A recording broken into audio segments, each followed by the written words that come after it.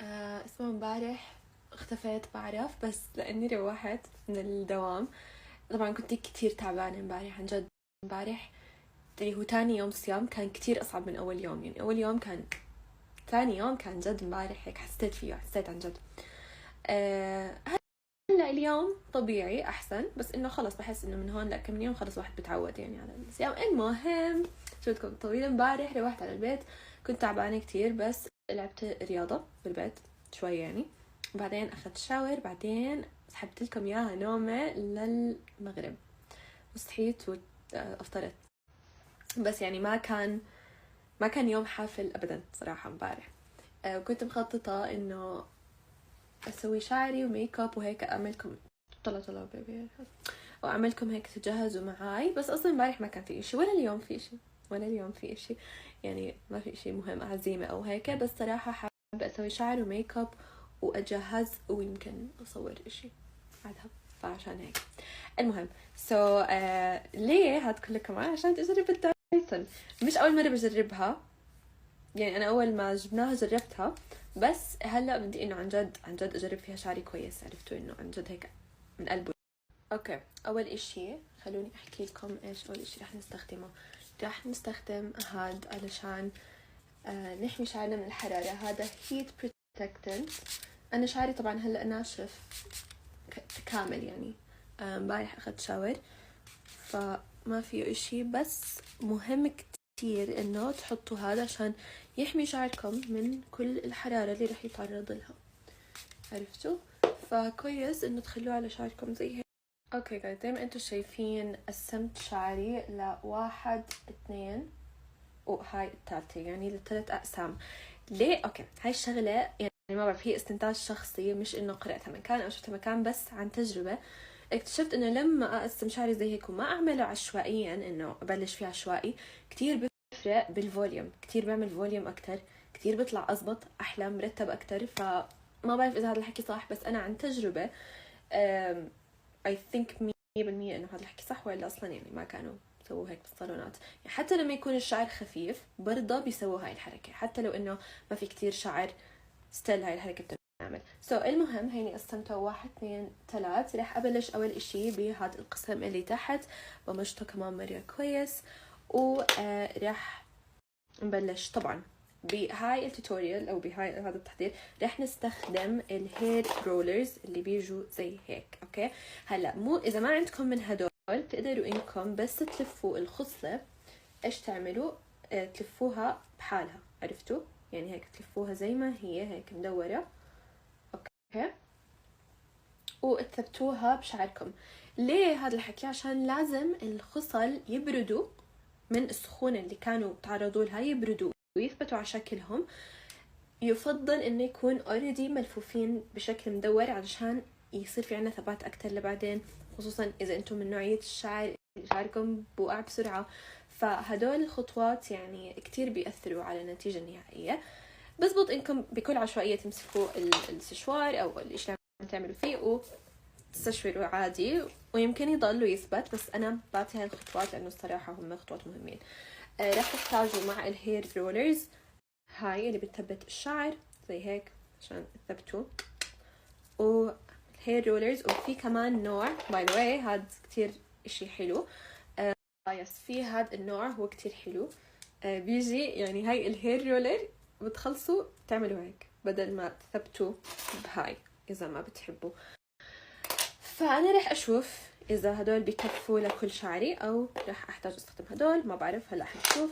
زمان مش مسوية هاد الاشي لحالي في البيت، كنت اروح الصالون كتير اخر فترة يعني، فما كنت اسوي هذا الحكي في الصالون. فهلا بدي اشوف اذا الدايسون فعليا زي ما الكل عم بيحكي عنها. I think لانه انا عندي هوس من اول ما جبتها، وانا من اول ما يعني صارت موجودة وانا نوال. اوكي عرفتوا؟ يلا خلينا نبلش نسوي شعر. بس شرح مبسط للي رح اكون عم بعمله. رح استخدم هون هاي لحتى طلع هيك اطلع حرارة. في اوبشن فوق بعمل هيك ببرد، هذا التبريد، بعدين بطفي وبنزل الخصلة. تمام؟ ليش ضروري استخدم اوبشن التبريد؟ عشان يصير عندي ثبات اكتر. اوكي يلا نبلش. حاخد خصلة هاي.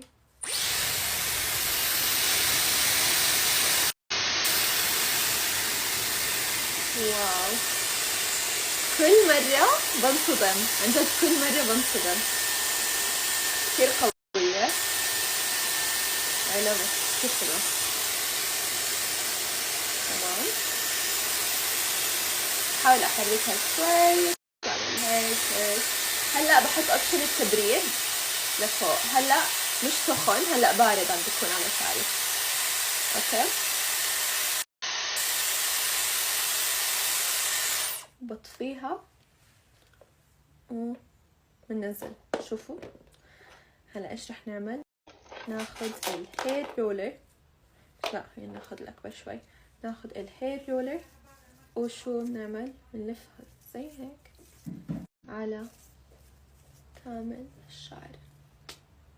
شوفوا زي هيك. وهلا بدنا نثبتها ب هاي.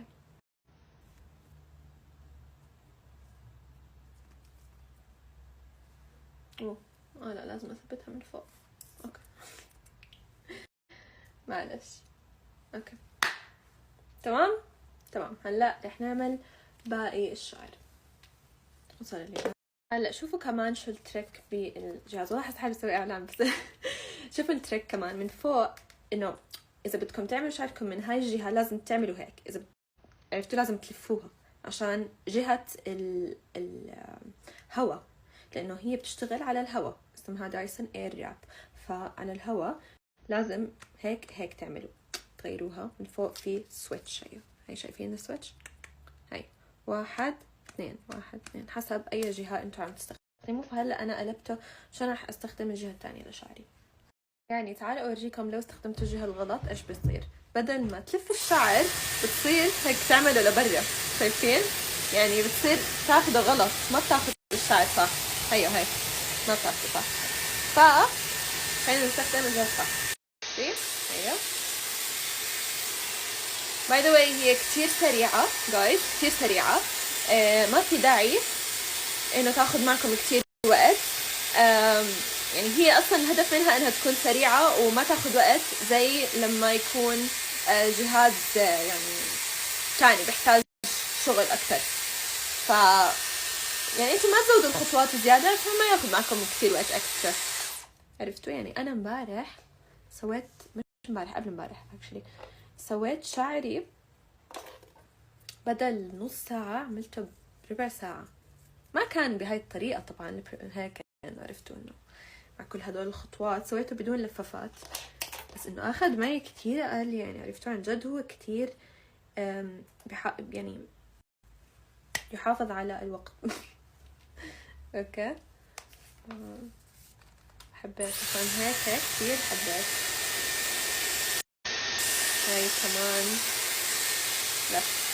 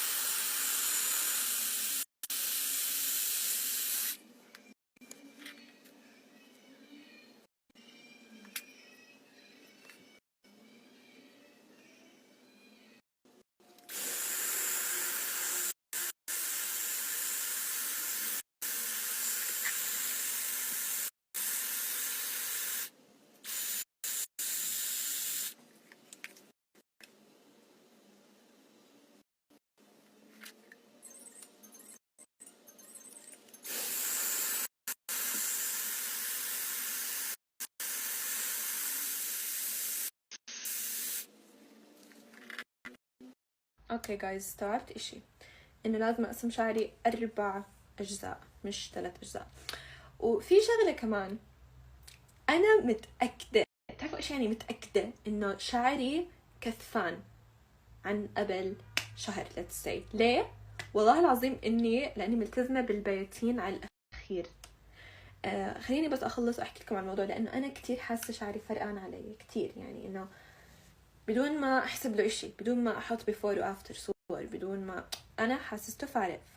رح احكي لكم كمان شوي بس نخلص عن البيوتين، او يعني خلال اليوم ذكروني انه احكي لكم اكثر عن الموضوع. هلا رح نستخدم هدول رولرز الاكبر، او يمكن عارفه هدول اصغر، بعدين رح نبلش نستخدم هدول.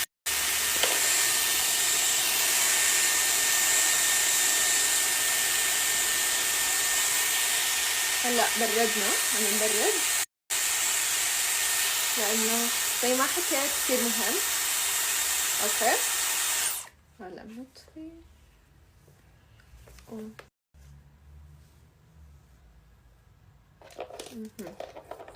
اوكي اشوف اي واحدة مناسبة اكتر، ما بعرف اذا الاكبر تكون انسب.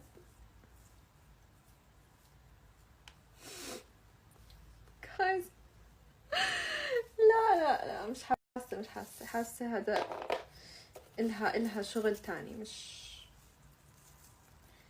مش لهالدرجة يعني، لا ما اتوقع. خلينا نحن ايش على المضمون. اوكي يلا نثبت هون كمان نفس الشي. وعنا السكشن التاني من الشعر، هون رح اقسم ل2 زي هيك. طبعا اخر اشي هاي عم نسوي الغرية لبرا. طبعا تقدروا انكم تعملوا اللي هو حسب ايش الاشي اللي بيبقى عليكم صراحة، لانه بنهاية الاشي يعني انه رح نعمل هيك لكل الشعر ونخلطه مع بعض، فما حيكون في مشكلة. اوكي هاي الشعر. اخر اشي رح ناخد طلعوا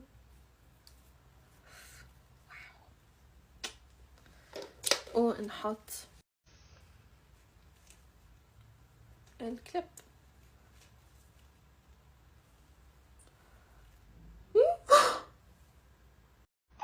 لا دقيقة I think اسمعوا الخصلة اللي بالقدام لازم I think نحط كليب. دقيقة.